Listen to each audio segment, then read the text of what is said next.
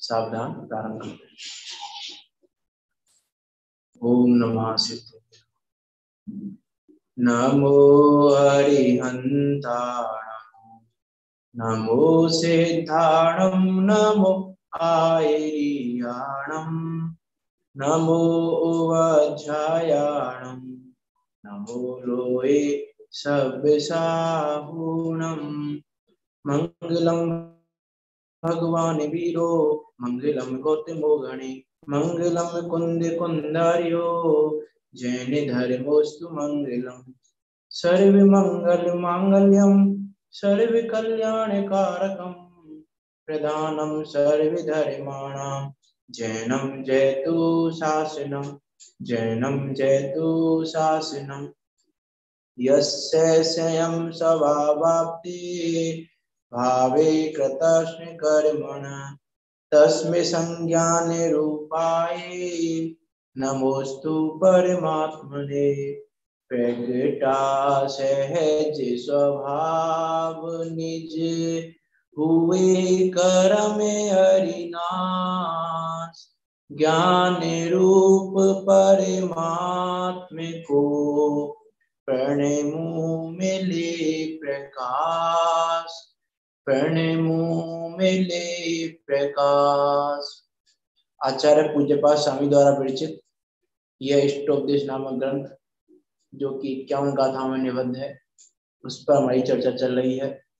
ये सुंदर व अद्भुत ग्रंथ जो कि इष्ट का उपदेश दे रहा है, मुझ की मार्ग का उपदेश दे रहा है, हमें हमारे स्वरूप की खबर दे रहा है, जो हमें हमारे स्वरूप से परिचय करा रहा है।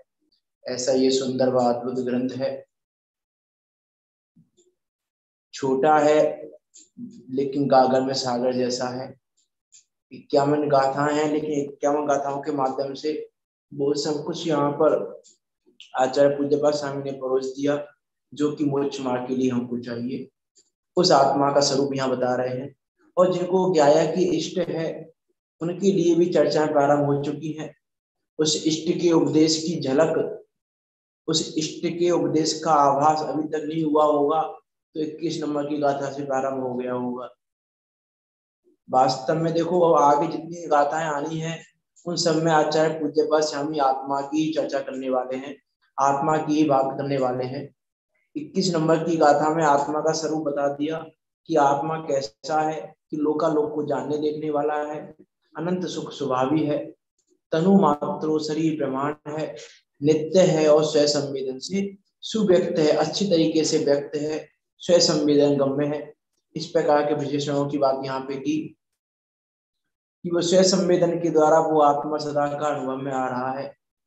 ऐसा आत्मा का स्वरूप है। अब यहाँ शिष्य कहता है कि यदि आत्मा इस प्रकार का है तो उसकी उपासना किस प्रकार करनी चाहिए। कि आपने पहले 20 नंबर की गाथा में बताया कि आत्मा का ध्यान करना चाहिए, आत्मा का ध्यान करो, धर्म ध्यान करो, धर्म ध्यान करने की प्रेरणा दी। फिर 21 नंबर की गाथा में आपने वो आत्मा कैसा है वो बता दिया, तो आपने आत्मा का स्वरूप भी बता दिया और ध्यान करो ये भी बता दिया, लेकिन ये तो बताया ही नहीं कि ध्यान करें कैसे, आत्मा का ध्यान कैसे करा जाए, आत्मा का ध्यान करने के लिए क्या करें। तो उसकी चर्चा यहाँ आचार्य पूज्यपाद स्वामी 22 नंबर की गाथा में करेंगे, जो क्या कह रहे हैं पेज नंबर 55 पर।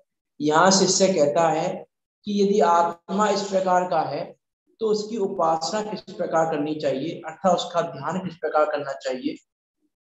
यह प्रश्न आत्म उपासना के उपाय का है, अर्थात आत्मा के ध्यान के उपाय का है, अर्थात मोक्ष मार्ग में जाने के उपाय का है कि मोक्ष मार्ग में कैसे जाएं, आत्मा का अनुभव कैसे करें, सम्यक दर्शन कैसे करें, उन सब के लिए उन सब का उपाय ये गाथा है। गाथा नंबर 22 देखो आचार्य क्या कहते हैं।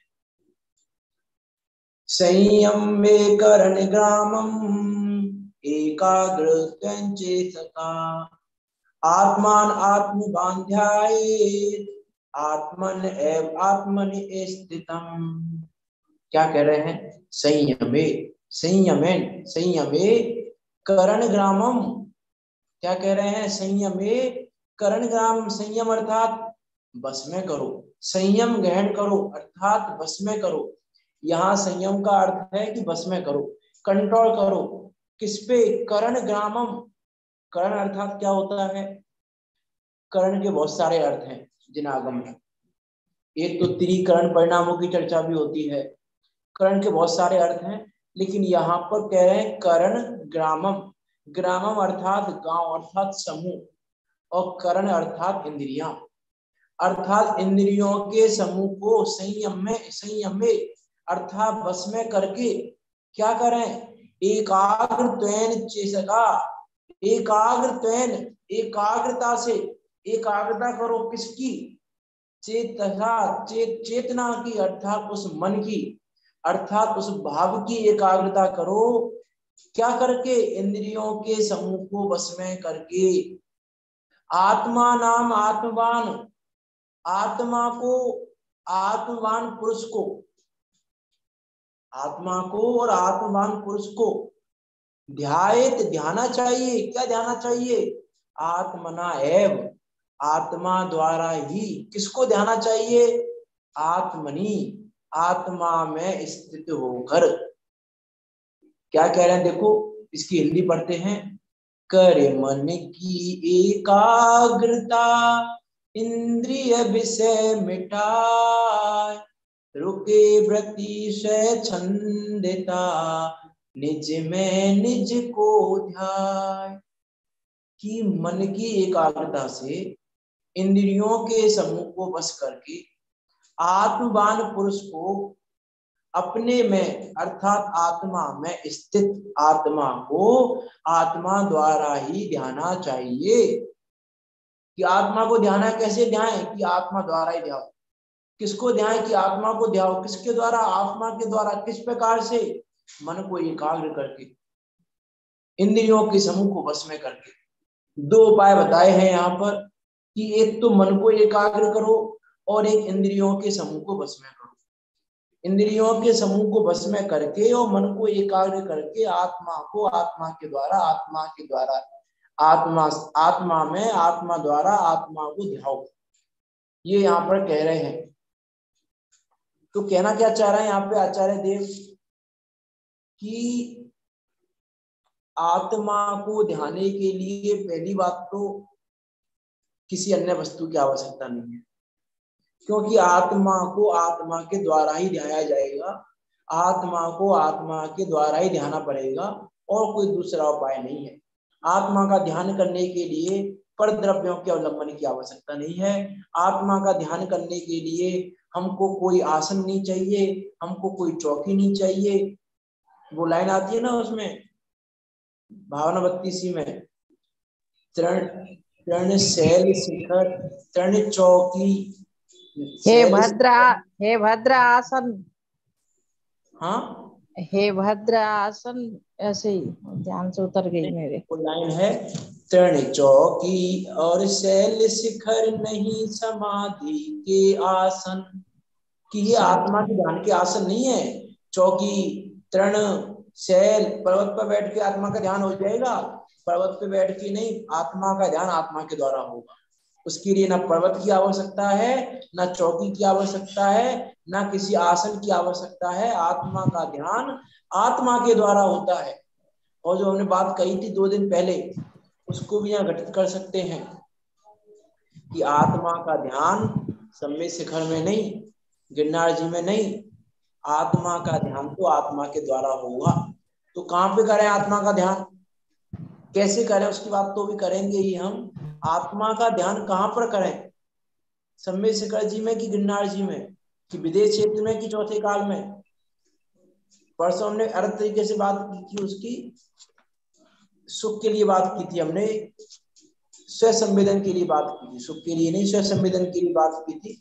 वास्तव में तो स्व संवेदन की बात ही यहाँ पर कह रहे हैं कि वो आत्मा स्व संवेदन गम में है। स्व संवेदन आत्मा सदा का अनुभव में आ रहा है, इसीलिए उसको ध्याने के लिए अन्य वस्तुओं की आवश्यकता नहीं है, अन्य द्रव्य क्षेत्र काल भाव की आवश्यकता नहीं है, किसी क्षेत्र के सापेक्ष नहीं है, की अपेक्षा नहीं चाहिए आत्मा को ध्याने के लिए, क्योंकि आत्मा को आत्मा द्वारा ही ध्याना चाहिए। क्या कह रहे हैं वेदांत में कि आत्मा को आत्मा द्वारा ही ध्याना चाहिए, अर्थात किसी क्षेत्र की अपेक्षा नहीं है, किसी काल की अपेक्षा नहीं है। ये नहीं कहा कि आत्मा को चौथे काल में ध्याना चाहिए, कि आत्मा को विदेश क्षेत्र में ध्याना चाहिए, कि आत्मा को शिखर जी में ध्याना चाहिए, कि आत्मा को यहाँ ध्याना चाहिए, कि वहां ध्याना चाहिए। नहीं, आत्मा को आत्मा द्वारा ही ध्याना चाहिए। आत्मा नाम आत्मना एव ध्यायेत। आत्मा को आत्मा द्वारा ही ध्याना चाहिए, अर्थात आत्मा की उपासना करने के लिए हमको अन्य वस्तुओं की आवश्यकता नहीं है। अब आत्मा को आत्मा द्वारा कैसे ध्यान, तो कह रहे हैं मन को एकाग्र करके और इंद्रियों के समूह को बस में करके। क्योंकि देखो ध्यान का एक अर्थ है एकाग्र चिंता निरोध ध्यानम। क्या अर्थ है इसका?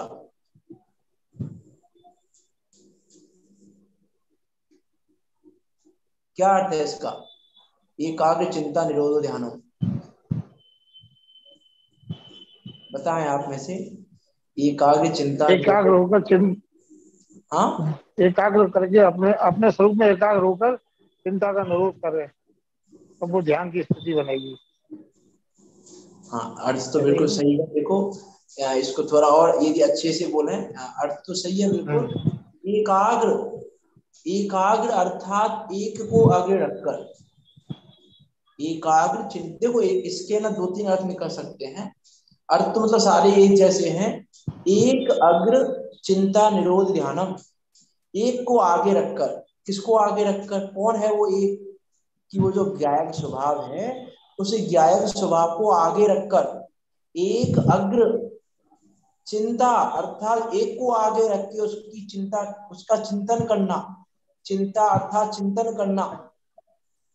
तो जब एक को आगे रख के चिंतन करेंगे तो अन्य सारी चिंताओं का निरोध हो जाता है और उसका नाम है ध्यान। जब एक को आगे रखा जाता है, जब तक एक को आगे नहीं रखेंगे, एक अर्थात ज्ञायक स्वभाव को। एकाग्र का अर्थ है एक में अग्र हो जाना, अर्थात एक में ही लय हो जाना, अर्थात एक रूप ही हो जाना, उसका नाम है एकाग्र। तो यहाँ कह रहे हैं मन को एकाग्र करके। तो मन को एकाग्र कैसे करें? कि आत्मा पर मन को एकाग्र करें। जैसे लाइन आती है ना एक सच्चे जैन की परिभाषा में, ज्ञानी जैन उन्हीं को कहते, आत्म तत्व निहारे जो। कौन कौन कौन है ज्ञानी जैन? कौन है ज्ञानी? कौन है मोक्ष मार्गी? कौन करेंगे आत्मा का ध्यान? जो आत्म तत्व को निहारे। अब आत्म तत्व को कैसे निहारा जाए? एक को आगे कैसे रखा जाए? मन को एकाग्र कैसे किया जाए? मन में उस आत्म तत्व को कैसे निहारा जाए? अब विचार करके देखो कैसे निहारा जाए। हम क्यों नहीं निहार पा रहे हैं? विचार करके देखो। कोई बच्चा है, मान लो भूखा है, बहुत 4-5 दिन का भूखा है। अब उसके सामने भोजन आया तो भोजन को कैसे निहारता होगा वो? कोई 4-5 दिन का भूखा बच्चा है तो उसके सामने भोजन आए तो भोजन को कैसे निहारेगा वो? ये तो नहीं कहेगा अरे ये तो ठंडा भोजन है, ये तो मैं नहीं करूंगा, अरे इसमें तो टेस्टी नहीं है, अरे ये तो ऑयली ऑयली दिख रहा है, अरे ये तो ऐसा दिख रहा है, अरे नहीं नहीं नहीं इसमें तो टेस्ट नहीं है, इसको नहीं खाऊंगा मैं।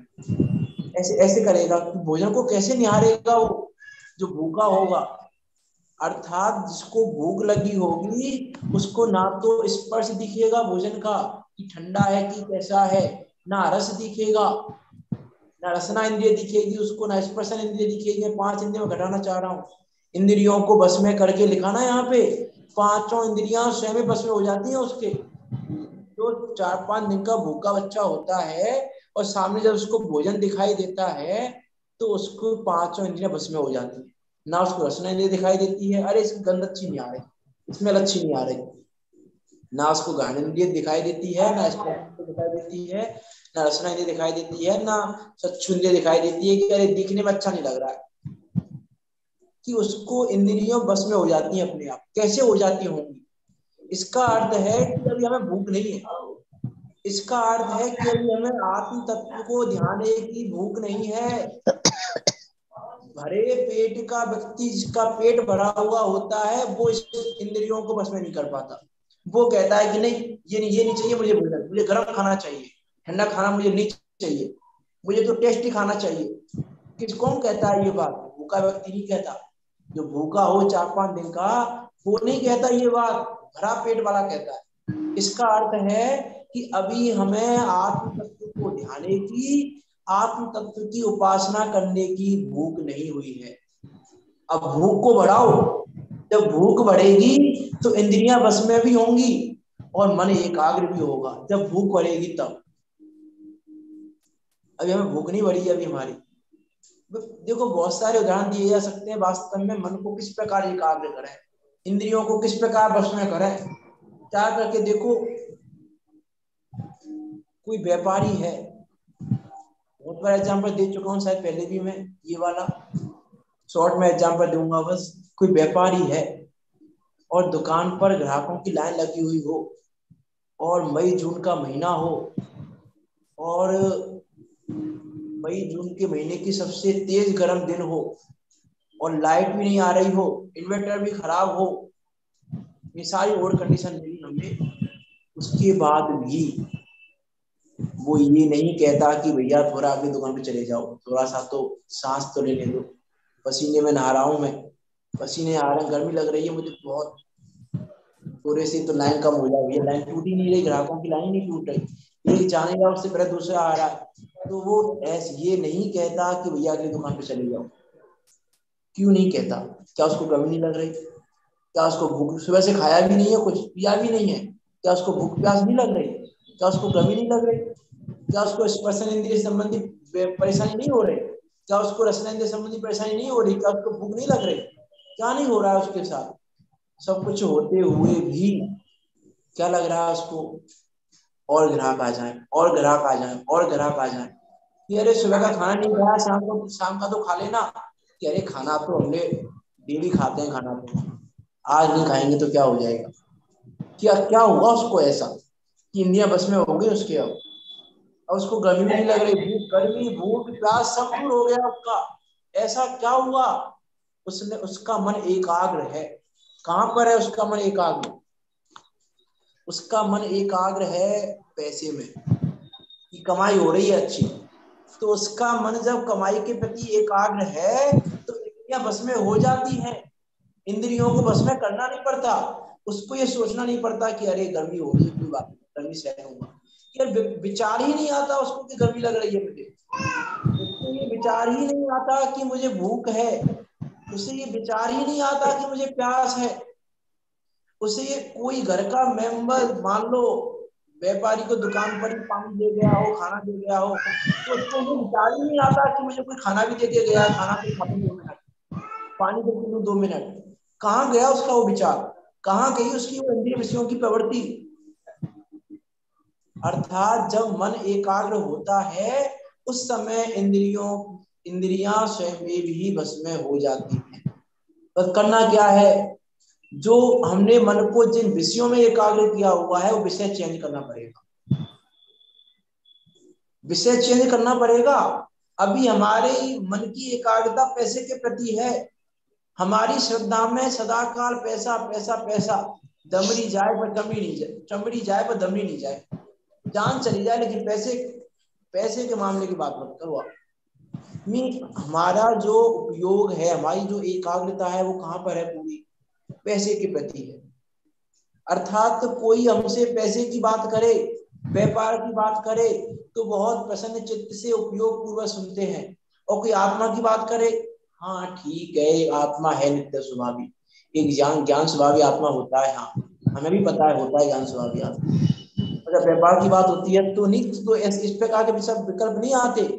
इसका अर्थ है कि अभी हमें भूख नहीं है, इसका अर्थ है कि अभी हमारा मन एकाग्र नहीं हुआ है। और जब तक मन एकाग्र नहीं होगा आत्मा में, जब तक आत्मा को ध्याया नहीं जा सकता।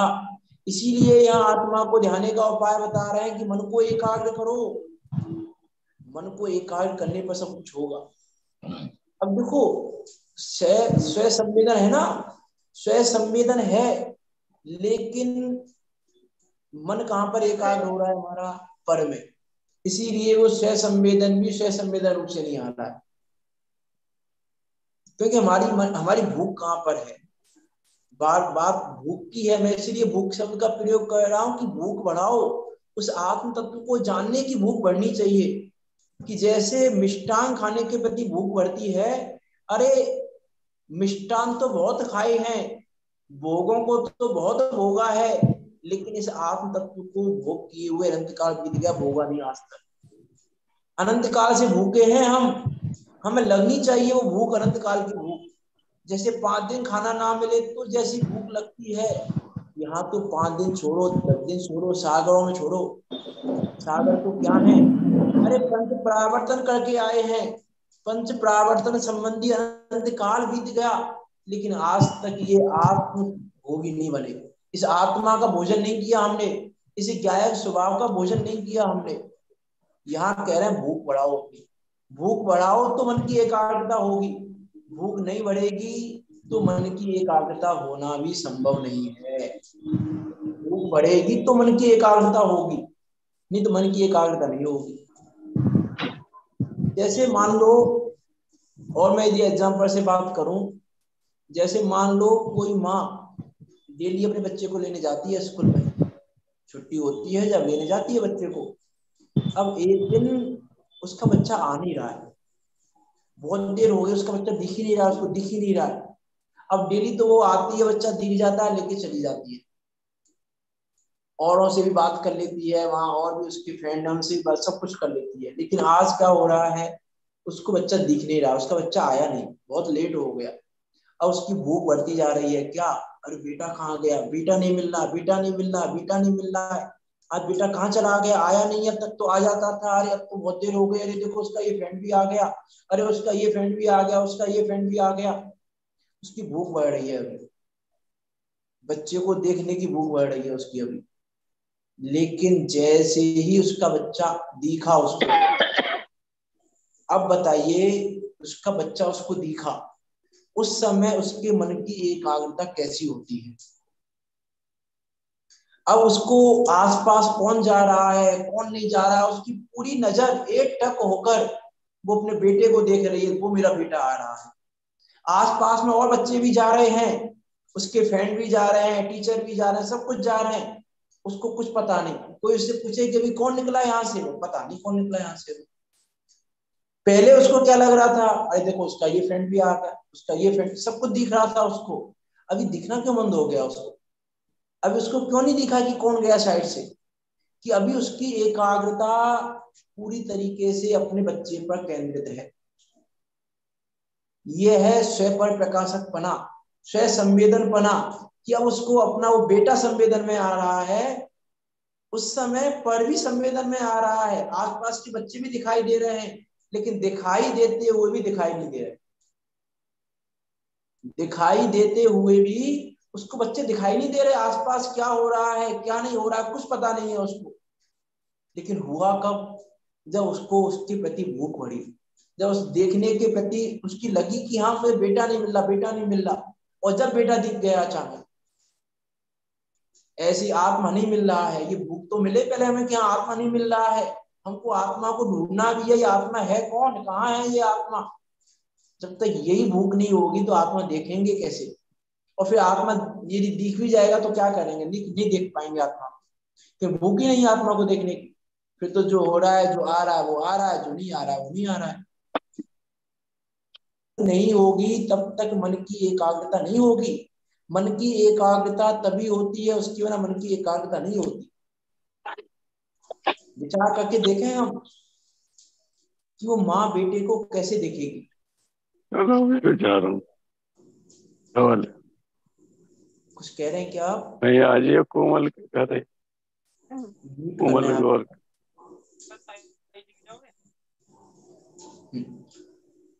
मैं क्या कह रहा था, हाँ, माँ बच्चे को कैसे देख रही होगी, जरा विचार तो करके देखें हम। सच्ची इंद्राणी जब तीर्थंकर को लेती होगी कैसे देखती होगी।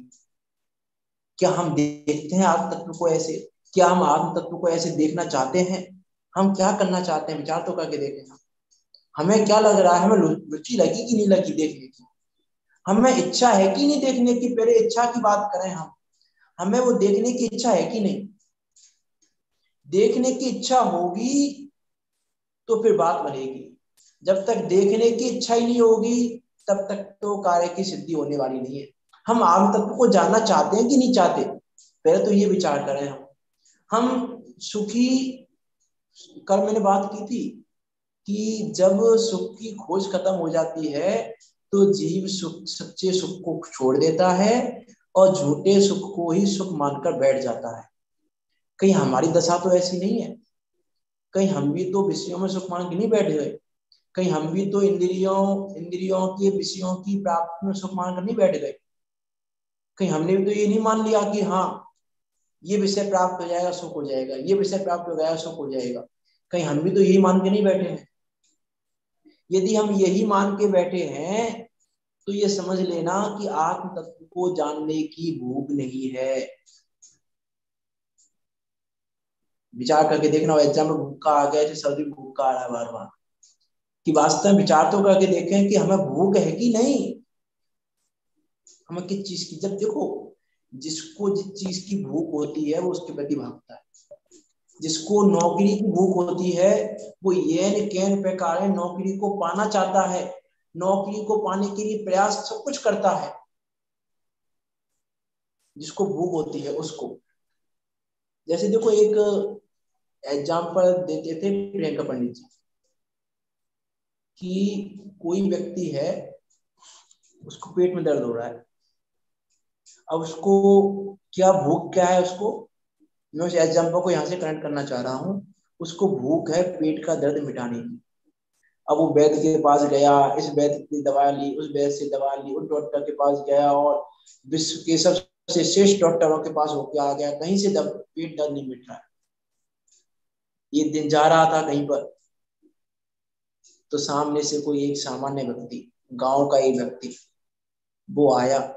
वो जा रहा था, उसने पूछा भाई परेशान क्यों? बोला पेट में दर्द है इतने दिनों से और बड़े से बड़े डॉक्टर भी इलाज नहीं कर पाए। उसने बोला कि ऐसा करो तुम, ये राख है, इस राख को सुबह शाम पानी के साथ लो, 2 दिन में तुम्हारा पेट का दर्द सही हो जाएगा। वो उस राख का सेवन करेगा कि नहीं करेगा? वो उस राख की, ठीक है चलो इतने जब उपाय करके देख लिए तो एक ये उपाय भी करके देख ले। तो पेट दर्द को मिटाने के लिए हम एक सामान्य व्यक्ति, जो एक अनपढ़ व्यक्ति है, जिसको हमें लग रहा है कि कुछ भी नहीं जानता है, इसको कुछ भी नहीं पता है, उसके द्वारा दी गई राख का भी सेवन कर लेते हैं।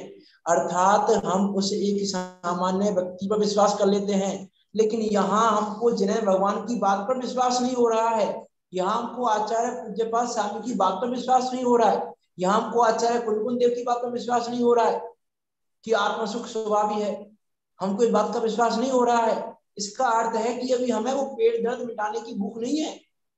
अभी हमें नहीं लग रहा है अंदर से कि हमको पेट का दर्द मिटाना है। वो तो एग्जाम्पल इसलिए दे देते कि हमें सामान्य व्यक्ति को भरोसा हो जाता है, लेकिन जिन्हें की बात में भरोसा नहीं होता। मैं उसी बात को यहाँ सिद्ध करना चाह रहा हूँ कि हमें भरोसा है कि नहीं कि आत्म सुख स्वभावी है। क्या हम आचार्य कुलकुंद देव की बात को मानते हैं? क्या आचार्य पूज्यपाद स्वामी की बात को मान रहे हैं हम? इसको हमें भरोसा ही नहीं हो रहा है। हमें तो लग रहा है इस विषय सुख हो जाएगा, हमें अभी भी विषयों में सुख दिखाई दे रहा है। क्या हम एक बार आचार्य पूज्यपाद स्वामी की बात पर विश्वास करके नहीं देख सकते? लेकिन कब देखेंगे? जब हमको पेट दर्द लगेगा कि असहनीय हो रहा है, जब हमको लगेगा कि हमको मिटाना है। ऐसे ही जब हमको लगेगा कि ये संसार हमको मिटाना है, इस संसार का हमको अभाव करना है, इस दुख का हमको अभाव करना है, यह दुख असहनीय हो रहा है, जब तक हमको ये नहीं लगेगा आत्मा का ध्यान नहीं कर पाएंगे। मन एकाग्र नहीं हो पाएगा, मन उस ज्ञायक स्वभाव में एकाग्र नहीं होगा। होगा कैसे? पहले आत्मा को जानना तो पड़ेगा कि आत्मा है कौन, विश्वास तो करना पड़ेगा। विश्वास नहीं करेंगे तो एकाग्र करेंगे किसको? जब तक विश्वास नहीं होगा तब तक मन एकाग्र नहीं होगा। जब विश्वास हो जाएगा कि हाँ, जैसे मान लो अभी जो मैंने एग्जाम्पल दिया था, माँ इस बच्चे को लेने जाती है, उसी एग्जाम्पल को मैं कैसे बोलूं, उसी एग्जाम्पल को करना है आपको। मैं उस एग्जाम्पल को थोड़ा और एक्सपेंड करके बोलूं, बच्चा नहीं दिख रहा था अपना। अब उसी बच्चे की हाइट दिखा, ये म्यूट कर लें आप,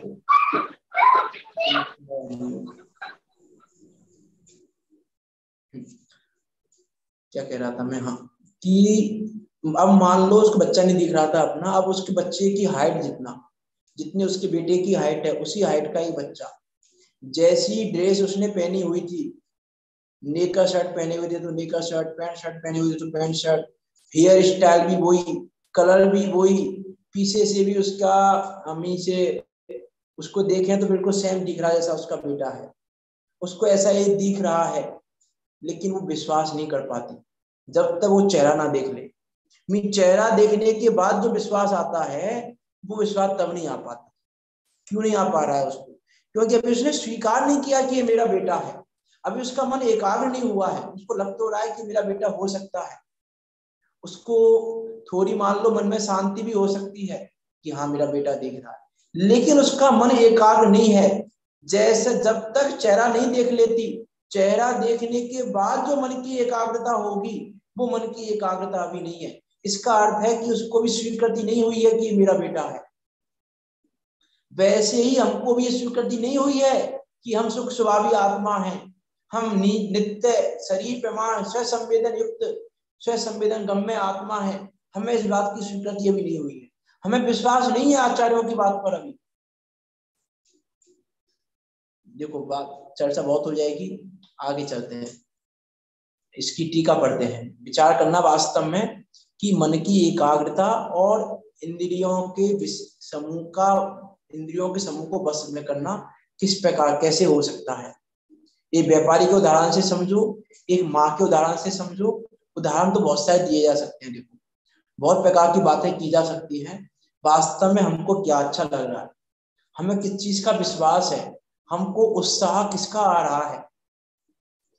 जैसे बहुत बार मैं इस प्रकार की बात कहता हूं कि मैंने मान लो क्लास में किसी का नाम लिया, तो उसको उस क्लास को अलग सेव करके रखेगा। हम तो नहीं, कोई बड़े बड़े विद्वान मान लो, हमारी बात छोड़ो, कोई बड़े विद्वान ने नाम लिया मंच से, हजारों की सभा बैठी थी, 1000-2000 लोगों की सभा बैठी थी, और मंच से किसी वक्ता ने हमारा नाम ले लिया। अब हमें कैसी फीलिंग आती है, कैसा लगता है हमको? अब हम खो जाते हैं आगे पीछे क्या बोला वक्ता ने, अरे हमारा नाम लिया, हमारा नाम लिया, हमारा नाम लिया, उस पूरा मन एकाग्र हो गया हमारे मन नाम के ऊपर। अब हम प्रवचन के बाद भी यही बोलना, अरे देखो आज प्रवचन सुना था तुमने, आज इतने बज के इतने मिनट पर, इतने बज के इतने मिनट पर देखो मेरा नाम लिया था मंच से। हमें किसकी महिमा आ रही है? हमें 1 घंटे के प्रवचन में 1 मिनट के लिए हमारा नाम ले लिया, और उसके बाद 59 मिनट तक आत्मा की बात की, तो हमको लग नहीं रहा कि हमारी बात की, वो 1 मिनट हमको लग रहा है कि हमारी बात की गई है। और 59 मिनट किसकी बात की गई है? अरे वो तो आत्मा की बात की थी उन्होंने 59 मिनट तक। तो वो 1 मिनट, वो मेरी जिंदगी का सबसे बेशकीमती 1 मिनट है, उसमें मंच से हजारों की सभा में, हजारों के बीच में मेरा नाम लिया गया। ये 59 मिनट तेरा नाम नहीं लिया गया था, 59 मिनट किसका नाम लिया गया था? इसका अर्थ है कि तुझे अभी आत्मा आत्मा लगता ही नहीं, तुझे ये लगता ही नहीं है कि मैं आत्मा हूं। 59 मिनट जो बात हुई वो मेरी नहीं हुई, मेरी बात तो 1 मिनट के लिए हुई थी। इसका अर्थ है कि मुझे ये लगता ही नहीं है कि मैं आत्मा हूं, और जब तक मुझे यही नहीं लगेगा कि मैं आत्मा हूं, जब तक आत्मा को आत्मा के द्वारा ध्याना चाहिए, तो कौन किसको ध्याएगा? पहले मुझे ये तो लगे कि मैं आत्मा हूं, तो फिर मैं अपने आप को अपने आप से ध्याऊंगा। अभी तो मुझे लग रहा है कि मैं आत्मा हूं, आत्मा हूं ही नहीं, मैं अपने को शरीर ही मान के बैठा हूं। तो शरीर मान के बैठोगे तो फिर बात समझ में नहीं आएगी। शरीर मान के बैठोगे तो काम नहीं चलेगा। विचार करके देखना क्या कहना चाह रहा है यहाँ पे आचार्य पूज्यपाद स्वामी, कि हम क्या मान के बैठे हैं अपने आप को, क्या क्या समझ रहे हैं हम क्या मान के बैठे हैं? इंद्रियों के विषयों को क्या मान के बैठे हैं अभी हम? वास्तव में हमने इंद्रियों को ही अपना स्वरूप माना हुआ है। आज मैंने स्पर्श किया, आज मैंने सूंघा, आज मैंने स्वाद लिया, आज मैंने देखा। किसने देखा? किसने जाना, इसका भी विचार नहीं करते। मैंने देखा अर्थात किसने देखा बताओ? आज मैंने ये मोबाइल मैंने भी आपको देखा, किसने देखा? आंखों ने। कि हमको तो लग रहा आंखों ने देखा, नाक ने सूंघा, रस जीभ ने स्वाद लिया, इस शरीर ने स्पर्श किया। कि ना तो शरीर ने स्पर्श किया, ना आंखों ने देखा, ना कानों ने सुना, ना नाक ने सूंघा और ना जीभ ने स्वाद लिया। इस बात से सहमत है आप कि नहीं है? ये शरीर स्पर्श नहीं करता, ये शरीर नहीं करता स्पर्श, ये आंखों ने नहीं देखा, ये कानों ने नहीं सुना। कि क्या बात कर रहे हो, ये कैसी अजीबोगरीब बात कहने लगे अचानक आप? कान नहीं सुनते? कि कान सुनते होते तो डेड बॉडी के भी कान रहते हैं, डेड बॉडी की भी आंख रहती है, डेड बॉडी का भी शरीर रहता है, डेड बॉडी की भी रसना इंद्रिय रहती, ये जीभ रहती है, डेड बॉडी की भी नाक रहती है। लेकिन 500 विषयों में से किस विषय को सुन सकती है वो बताइए? किस विषय का वो ज्ञान कर सकती है? लेकिन हम क्या मान के बैठे हैं? इसका अर्थ है कि अभी हमने अपने को आत्मा नहीं माना, अभी हमने अपने को शरीर रूप माना हुआ है, हमने अपने को आंख रूप माना हुआ है। ये आंखें देखती है, ये जीभ स्वाद लेती है। कि अरे ना तो देखने का काम भी आत्मा कर रहा है, स्वाद का ज्ञान भी आत्मा कर रहा है, सूंघने का ज्ञान भी आत्मा कर रहा है। ये मैंने ठंडे गर्म का स्पर्श किया, ये ज्ञान भी आत्मा ने किया। ये मैंने सुना, ये सुनने का ज्ञान भी आत्मा ने किया। क्या इस शरीर ने क्या किया? और हम क्या मान के बैठे हैं? शरीर ही सब कुछ है, शरीर के अलावा है ही क्या है? जो कुछ है वो शरीर ही है, हम अपने को शरीर मान के बैठे। जब तक अपने को शरीर मानेंगे तब तक इंद्रियों के समूह को बस में नहीं किया जा सकता, और जब तक इंद्रियों का समूह बस में नहीं होगा तब तक मन की एकाग्रता नहीं होगी, और जब तक मन की एकाग्रता नहीं होगी तब तक आत्मा को आत्मा के द्वारा ध्याया नहीं जा सकता। अब क्या करें बताओ? आत्मा को आत्मा के द्वारा ध्याना है कि नहीं? कि पर के आश्रय से आत्मा को ध्यान लेंगे हम? कि जिनेन्द्र देव के आश्रय से तो आत्मा को ध्यान सकते हैं ना? जिनवाणी के आश्रय से आत्मा को ध्यान सकते हैं कि नहीं जा सकते? जिनवाणी के आश्रय से आत्मा को ध्यान सकते हैं कि नहीं जा सकते? देव शास्त्र गुरु के आश्रय से ध्यान सकते कि नहीं जा सकते? माता पिता के आश्रय से, साधर्मी के आश्रय से, किसके आश्रय से आत्मा को नहीं जा सकते क्या? आत्मा को ध्यान के लिए साधर्मी का आश्रय नहीं चाहिए, आत्मा को ध्यान के लिए देव शास्त्र गुरु का आश्रय नहीं चाहिए, आत्मा को ध्यान के लिए सगे संबंधियों का आश्रय नहीं चाहिए। अरे जब देव शास्त्र गुरु का ही नहीं चाहिए तो सगे संबंधियों की तो बात क्या? यहाँ तो कह रहे हैं आत्मा को आत्मा के द्वारा ध्याओ, देव शास्त्र गुरु के द्वारा नहीं। आत्मा आत्मा के द्वारा ध्यान में आएगा, देव शास्त्र गुरु के द्वारा नहीं।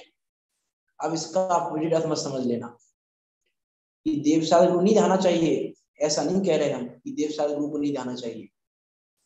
विचार करना, वो स्वादवाद है, उस स्वादवाद को साथ में लेके चलना कि देव शास्त्र गुरु को ध्याना, लेकिन आत्मा को ध्याने के लिए तो आत्मा को ही ध्याना पड़ेगा, देव शास्त्र गुरु के आश्रय से आत्मा नहीं मिलेगा। आत्मा को आत्मा में से, आत्मा के द्वारा, आत्मा से ही आत्मा में ही पाया जा सकता है, देव शास्त्र गुरु के द्वारा नहीं। इसीलिए यहाँ पे कहा कि आत्मा को आत्मा द्वारा ही जाना चाहिए। आत्मवान पुरुष को आत्मा में स्थित आत्मा को, आत्मा में स्थित आत्मा को आत्मा द्वारा ही, अर्थात कहीं कुछ है ही नहीं आत्मा के अलावा जिसकी मुझे जरूरत है। मुझे आत्मा के अलावा किसी अन्य वस्तु की जरूरत नहीं है, ना देवशास्त्र गुरु की जरूरत है, ना जिनवाणी की जरूरत है, ना किसी की जरूरत नहीं है मुझे आत्मा को ध्यान के लिए। तो छोड़ दें सब कुछ, देवशास्त्र गुरु का आश्रय लेना छोड़ दें, जिनवाणी पढ़ना छोड़ दें, ये प्रयोजन नहीं है। प्रयोजन समझना क्या कहना चाह रहे हैं कि आत्मा को तो आत्मा द्वारा ही जाना पड़ेगा, लेकिन उस आत्मा का भान कराने के लिए देवशास्त्र गुरु चाहिए, लेकिन आत्मा को ध्यान के लिए नहीं। आत्मा को ध्याने के लिए तो आत्मा की ही जरूरत है बस, अन्य किसी वस्तु की जरूरत नहीं है। जिनवाणी की जरूरत तो है, लेकिन जिनवाणी की जरूरत आत्मा को जानने तक है। अब आत्मा जान लिया ना, अब आत्मा को ध्याने के लिए आत्मा में एकाग्र हो जाओ, आत्मा में एकाग्र हो जाओ। अब जिनवाणी में एकाग्र मत रहो। अब तक जिनवाणी में एकाग्र हो रहे थे, अब जिनवाणी में एकाग्र होकर तुमने आत्मा का स्वरूप जान लिया, अब आत्मा में एकाग्र होने की आवश्यकता है। जिनवाणी में एकाग्र रहने से आत्मा का ध्यान नहीं किया जा सकता, जिनेन देव में एकाग्र रहने से आत्मा का ध्यान नहीं किया जा सकता, गुरु में एकाग्र रहने से आत्मा का ध्यान नहीं किया जा सकता। तो आत्मा को तो देखो इस बार ये अनुवाद पढ़ लेते हैं, इसका समय हो गया है। मन की एकाग्रता से इंद्रियों के समूह को वश में करके आत्मवान पुरुष को अपने में स्थित आत्मा को आत्मा द्वारा ही ध्याना चाहिए, भाना चाहिए, अपनाना चाहिए, निहारना चाहिए। ज्ञानी जैन उन्हीं को कहते हैं आत्म तत्व निहारे, जो वास्तव में तो जैन वही है जो आत्मा को ध्याए। बाकी तो सब नाम के जैन है, बाकी तो सब कुल से जैन है। वास्तव में तो सच्चा जैन वही है। वो अच्छी है वो रचना, सच्चा जैन रचना, उसकी एक एक लाइन बहुत मार्मिक है। ये तो पहली लाइन थी, ज्ञानी जैन उन्हीं को कहते आत्म तत्व निहारे, जो का त्यों जाने तत्वों को आत्म में चित्त धारे, जो आत्मा में चित्त को धरते हैं। आत्मा में चित्त को, अर्थात चित्त कौन है? चित्त चैतन्य में आत्मा ही तो चित्त है। तो आत्मा में चित्त को धरते हैं, अर्थात आत्मा में आत्मा को धरते हैं, वो ज्ञानी जैन है। यहाँ भी वही कह रहे हैं, आत्मा को आत्मा में धरो, अर्थात आत्मा को आत्मा के द्वारा ध्याओ, तो ही आत्मा का ध्यान हो सकता है, तो ही आत्मा का उपासना हो सकती है, तो ही सम्यक दर्शन हो सकता है, तो ही मोक्ष मार्ग हो सकता है। यही एकमात्र आत्मा को जानने का, सम्यक दर्शन करने का, मोक्ष मार्ग को पाने का एकमात्र उपाय है, और अन्यथा दूसरा कोई उपाय नहीं है। इस प्रकार की बात यहाँ पे की है। देखो टीका नहीं पढ़ पाए हम, तो टीका को भी हम अब कल ही पढ़े, कल तो नहीं, 2-4 दिन बाद क्लास होगी, तो उसके बाद उसको करेंगे। इसको कंटिन्यू विचार करना, जब तक वास्तव में हम चाह क्या रहे हैं, भूख है कि नहीं, इस शब्द पे ध्यान रखना। हमें भूख किस बात की है, हमें आत्मा को जानने की भूख है कि नहीं है। मैं अभी आज समय तो हो गया, अगली क्लास में ये भी चर्चा करेंगे हमको आत्मा की भूख। वैसे अंपेक्षा जी क्लास ले नहीं रही है अभी, आज नहीं लेंगे, आप समय चांस ले लो। ताराचंद जी जब तक नहीं, लेकिन 5 मिनट जुड़े नहीं हो पाएगा, 5 मिनट और ले लूंगा तो उससे कुछ नहीं होगा। नहीं 5-10 मिनट ताराचंद बोलेंगे, ताराचंद अभी जुड़े नहीं है। अच्छा, ऐसा कह रहे हैं आप, ठीक है। देखो तो क्या कह रहा था मैं यहाँ पे, हमको आत्मा की भूख कितनी है विचार करके देखें हम थोड़ा सा। हमको आत्मा को जानने की भूख है कि नहीं? उस बच्चे का विचार करें, उस व्यापारी का विचार करें, हमको भूख है कि नहीं आत्मा की? हमको क्या लगता है, अरे ठीक है आज नहीं सुन पाए कोई बात नहीं, कल सुन लेंगे। आत्मा की बात आज नहीं सुन पाए तो कल सुन लेंगे। कहाँ भागी जा रही है आत्मा, कहाँ भाग रही है आत्मा? आज नहीं कल सुन लेंगे, कोई बात नहीं, आज नहीं सुना, सुबह नहीं सुना तो कोई बात नहीं, शाम को सुन लेंगे। अरे कोई बात नहीं, 2-4 दिन तो नहीं सुना, फिर उसके बाद सुन लेंगे। इसका मतलब क्या है? भूखा व्यक्ति ऐसा करेगा? कोई आदमी एक दिन और नहीं खाया तो क्या हो जाएगा, एक दिन और नहीं खा रहे, भोजन सामने रखा है कि नहीं टूटेगा भोजन पर, फिर ना उसको स्वाद देखना है, ना उसको ठंडा गर्म देखना है, ना। और हम क्या कह रहे हैं, अरे ये वाला विषय अच्छा नहीं, अरे ये वाला विषय अच्छा नहीं। अरे देखो ऐसे आत्मा को नहीं जा पाएंगे। पहले एक पर्वत होना चाहिए, पर्वत की चोटी होनी चाहिए, एक अच्छा सा आसन होना चाहिए, आसन लगाएंगे, चौकी लगाएंगे, पर्वत पे बैठेंगे तो ध्यान कर पाएंगे हम। ये ध्यान को कहाँ ढूंढ रहे हैं हम? उस आत्मा के ध्यान को कहाँ ढूंढ रहे हैं हम? विचार करके देखो, भूखा व्यक्ति भोजन को कहाँ ढूंढता है और हम आत्मा को कहाँ ढूंढ रहे हैं? वो माँ अपने बेटे को कहाँ ढूंढ रही है और हम आत्मा को कहाँ ढूंढ रहे हैं? वो व्यापारी की नजर कहाँ पर है और हमारी नजर कहाँ पर है? वो व्यापारी परेशान क्यों नहीं हो रहा है गर्मी से, हम परेशान क्यों हो रहे हैं? विचार करना, हम गर्मी से परेशान क्यों हो रहे हैं, व्यापारी परेशान क्यों नहीं हो रहा है? अरे हम ठंडा गर्म क्यों देख रहे हैं, वो बच्चा क्यों नहीं देख रहा ठंडा गर्म? एग्जाम्पल दे चुका हूँ इसलिए मैं बस नाम लेके बात कर रहा हूँ बच्चे और व्यापारी का। विचार करके देखें हमको कितनी भूख है, क्योंकि भूख को बढ़ाएं। ये भूख को बढ़ाने का समय है। भोजन की भूख तो हमने बहुत बढ़ाई है, अब इस आत्मा को जानने की भूख बढ़ाएं, उस आत्मा को जानने की लालसा जगाएं, उस आत्मा को जानने की इच्छा जगेगी तो आत्मा को आत्मा के द्वारा ध्याया जा सकता है, मन की एकाग्रता की जा सकती है और इंद्रियों को बस में किया जा सकता है। विचार करना, इंद्रियों को बस, देखो पहला इंद्रियों को बस में करना, इंद्रियां बस में होंगी मन को एकाग्र करके, मन को एकाग्र करके, या उल्टे उल्टे उसमें बोला है हम यदि कि यदि आपको सम्यक दर्शन चाहिए, आत्मा का ध्यान चाहिए, तो आत्मा को आत्मा के द्वारा ध्यान पड़ेगा। आत्मा को आत्मा के द्वारा ध्यान के लिए मन की एकाग्रता आत्मा में करनी पड़ेगी, और मन की एकाग्रता आत्मा में करने के लिए इंद्रियों के विषय को बस में करना पड़ेगा। एक पॉइंट ऑफ व्यू से। दूसरे पॉइंट ऑफ व्यू से यदि कहें कि मन की जब भूख हमारी बढ़ेगी इसको जानने की, मन की एकाग्रता भी होगी और स्वयं में भी इंद्रियां ही बस में हो जाएंगी। ना तो हमको इंद्रियों को बस में करना है, ना हमको मन की एकाग्रता करनी है, सब कुछ स्वयं होगा। उस माँ का स्वयं हो गया, मन की एकाग्रता स्वयं हो गई, करना नहीं पड़ा उसको, किसी को कहना नहीं पड़ा कि अब तो भैया तेरा बेटा दिख गया, अब तो मन को एकाग्र कर ले, कहना नहीं पड़ा किसी को, स्वयं।